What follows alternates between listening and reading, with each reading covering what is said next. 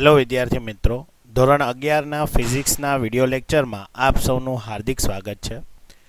આજે આપણે જે ચેપ્ટર નંબર 3 છે એ ચેપ્ટર નંબર 3ના જે એમસીક્યુઓ છે એમસીક્યુઓની પ્રેક્ટિસ કરશું, બરાબર, જેથી કરીને આપણને એ થિયરીઓનો ઉપયોગ કઈ રીતે એમસીક્યુમાં કરવો એનો આપણને અંદાજ આવે, બરાબર. તો સૌથી પહેલાં જે છે એ આપણે એમસીક્યુની રકમ જે છે એ જોઈ લઈએ. તો જો એમસીક્યુ નંબર જે 4 છે તો એ એમસીક્યુ નંબર જે 4 છે એ આપણને આ રીતે દર્શાવેલું છે. તો કે એક પદાર્થને ઉધ્વ દિશામાં ફેંકવામાં આવે છે તો નીચેનામાંથી કયો આલેખ તેના વેગ અને સમયનો યોગ્ય ગ્રાફ હશે, બરાબર. તો સૌથી પહેલાં તો આપણને એમ કીધું છે કે ભાઈ કોઈ પણ પદાર્થ છે એને ઉધ્વ દિશા એટલે ઉપરની તરફ જે છે એ ફેંકવામાં આવે છે. તો ઉપરની તરફ ફેંકવામાં આવશે એટલે શું થાય કે એનો વેગ છે એ શું થતો જશે, ઘટતો જશે. અને જ્યારે એ મહત્તમ ઊંચાઈ ઉપર પહોંચે, બરાબર છે, ફોર એક્ઝામ્પલ, તો એ મહત્તમ ઊંચાઈ ઉપર એટલે કે એચ મેક્સિમમ હશે ત્યારે એ જગ્યાએ એનો વેગ છે એ શું થઈ જાય, 0. અને પછી એનો વેગ પાછો શું થશે, એની વેગની દિશા બદલાઈ જશે અને નીચેની તરફ આવશે. એટલે કે સૌથી પહેલાં જે છે એ વેગમાં ઘટાડો થાય છે, બરાબર, પણ જે વેગ છે એની ડાયરેક્શન પોઝિટિવ છે. પછી વેગમાં શું થાય છે, વેગની દિશા બદલાઈ જાય અને એનો જે ડાયરેક્શન છે એ નીચેની તરફ આવે છે, બરાબર. તો જે આપેલા ગ્રાફ છે, તો અગર એ આપેલા ગ્રાફનું આપણે અધ્યયન કરીએ તો સૌથી પહેલો ગ્રાફ છે એ શું કહે છે, જો કે વેગ અને સમય. તો વેગ છે એ શું થાય છે, ઘટતો જાય છે, એક સમયે શું થઈ જાય છે, 0. હવે આનો જે ઢાળ છે એ પોઝિટિવ તરફ છે, મતલબ કે વી વર્સિસ ટીનો જે આલેખ હોય એનો જે ઢાળ હશે એ આપણને શું આપશે, હંમેશા જેનું મૂલ્ય જે છે v/t એટલે પ્રવેગ આપે, એટલે કે પ્રવેગમાં વધારો થાય છે. હવે હકીકતના પ્રવેગમાં અહીંયા જે છે એ પ્રવેગની ડાયરેક્શન g તરફ હોય, બરાબર. એટલે જે આ જે ગ્રાફ છે એ આપણો જે ક્વેશ્ચન છે એને સાબિત કરતું નથી. હવે અહીંયા જો કે અહીંયા શું થાય છે કે ભાઈ વેગમાં ઘટાડો તો થાય છે અને શૂન્ય પણ થાય છે, પણ એની જે ડાયરેક્શન છે, બરાબર, હવે ટી છે એ માઇનસમાં જાય છે તો સમય છે એ ઋણ હોય નહીં, બરાબર છે. હવે આમાં જોઈએ તો જો અહીંયા જે વી છે એ ઓલરેડી કાંઈક વેગ છે, બરાબર, પણ એની દિશા બદલાઈ ગયેલી છે, પણ ઊંધો ગ્રાફ છે, બરાબર, કે સૌથી પહેલાં આપણને પોઝિટિવ દિશા મળવી જોઈએ એની બદલે અહીંયા નેગેટિવ દિશા મળે છે. એટલે 3 ગ્રાફ છે એ ખોટા છે. અને એટલે અંતિમ જે ગ્રાફ છે એ કેવો છે, તો જો શરૂઆતમાં વેગ છે એ હશે, પછી મહત્તમ ઊંચાઈ ઉપર 0, હવે એની દિશા બદલાઈ ગઈ એટલે ગ્રાફનો ડાયરેક્શન બદલાઈ ગયો આ રીતે, બરાબર. અને ફરીથી 0થી વધશે તમારો વેગ, બરાબર. એટલે આનો જે અગર તમે ઢાળ જો તો y/x જે હશે એ પોઝિટિવમાં આવશે, બરાબર છે. તો એ જે ઢાળ છે એના અનુસંધાનમાં આ જે ગ્રાફ છે કેવો છે, બંધ બેસતો. એટલે જે એમસીક્યુનો આન્સર હશે એ એમસીક્યુનો આન્સર છે એ તમારો શું થઈ જશે, તો કે ભાઈ ડી ગ્રાફ, બરાબર. કે જેમ જેમ અંતર વધતો જશે એમ વેગ છે ઘટતો જશે, એક મૂલ્ય ઉપર 0 થઈ જશે અને પછી એનો જે ગ્રાફ હશે, બરાબર છે, એ કઈ તરફ છે, એ કે એનો દિશા બદલાઈ જાય છે પણ વેગ છે એમાં શું થાય છે, વધારો થાય છે. ઓકે. હવે ત્યારબાદ જે છે એ એમસીક્યુ જોઈએ. તો એમસીક્યુમાં આપણને શું કહે છે કે આપણને એક આકૃતિ આપેલી છે, વી વર્સિસ ટીનો આલેખ આપેલો છે, બરાબર છે. હવે પ્રશ્ન શું પૂછ્યો છે કે આકૃતિ 3.17માં 2 કલાકની મુસાફરી દરમિયાન કોઈ કારની ઝડપ જે છે એ એમાં સમયની સાથે થતો ફેરફાર આપેલો છે, બરાબર. તો ઝડપ અને સમયનો ફેરફાર આપેલો છે, તો કારનો મહત્તમ પ્રવેગ ક્યાં હોય. હવે આપણને ખબર છે કે ભાઈ ઝડપ વર્સિસ સમયનો આલેખ આપેલો હોય તો એનો જે ઢાળ હશે એ ΔV/ΔT જે છે એ આપણને શું આપશે, પ્રવેગનું મૂલ્ય.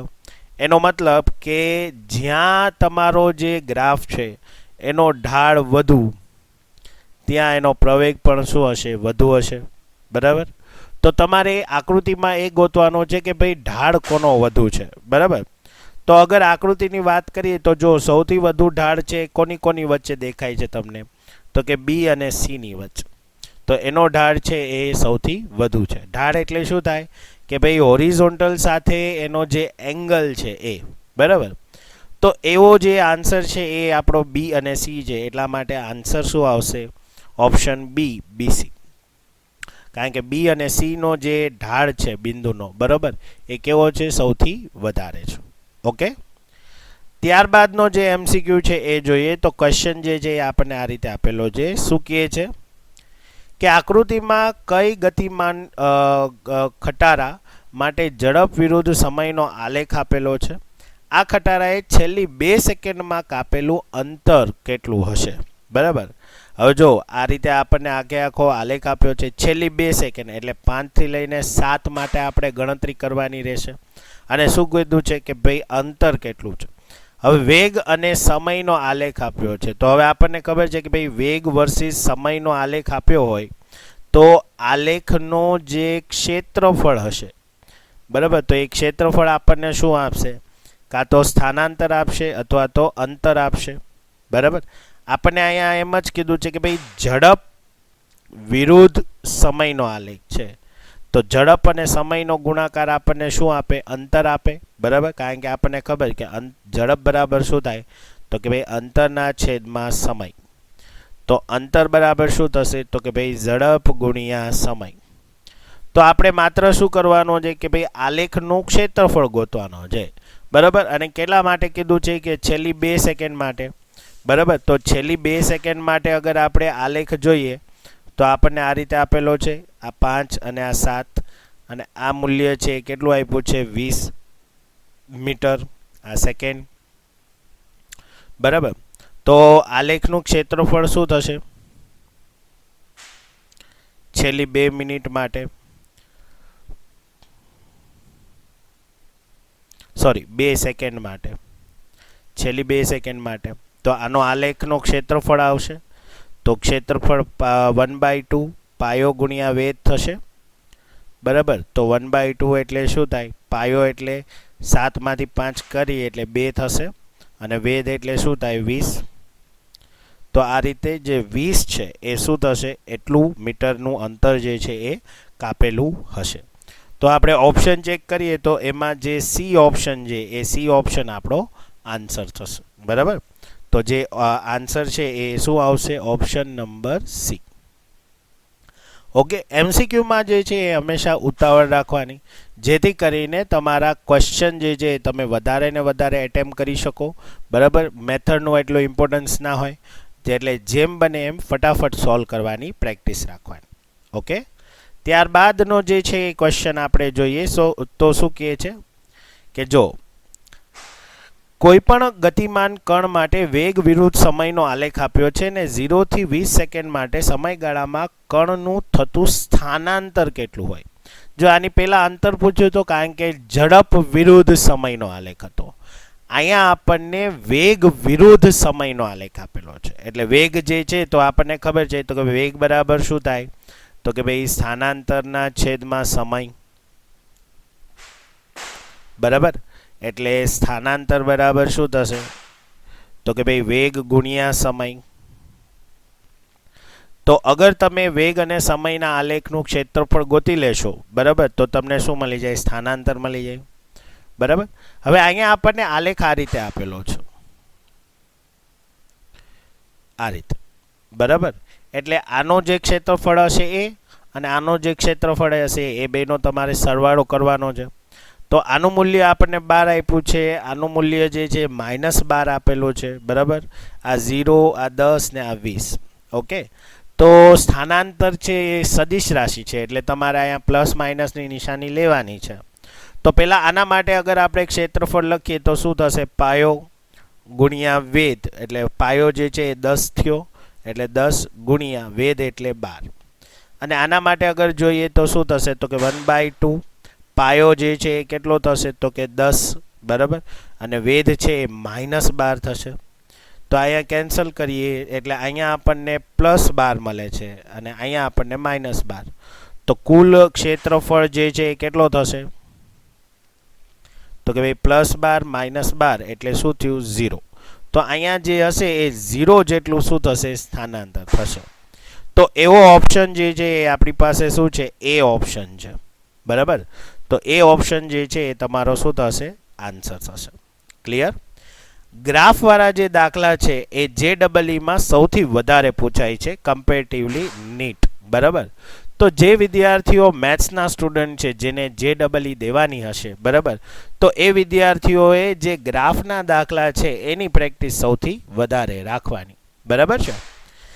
તો એના પછીનો જે MCQ છે એના વિશે અગર આપણે વાત કરીએ તો ક્વેશ્ચન છે બહુ સરસ છે. તમને શું કહે છે જો કે ભાઈ આકૃતિમાં એક ગતિમાન પદાર્થનો વેગ વિરુદ્ધ સમયનો આલેખ આપણને આપેલો છે.